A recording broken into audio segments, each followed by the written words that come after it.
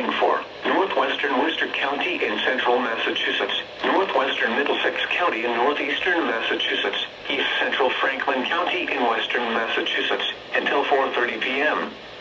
At 3:31 p.m., severe thunderstorms were located along a line extending from near Ashburnham to Shutesbury, moving southeast at 15 miles per hour. Hazard, 60 miles per hour wind gusts. Source, radar indicated. Impact, expects damage to trees and power lines. Locations impacted include Leominster, Fitchburg, Orange, Gardner, Athol, Pepperell, Groton, Winchendon, Lunenburg, Townsend, Templeton, Westminster, Shirley, Ashburnham, Barry, Hubbardston, Sunderland, Princeton, Dunstable, and Ashby. For your protection, move to an interior room on the lowest floor of a building.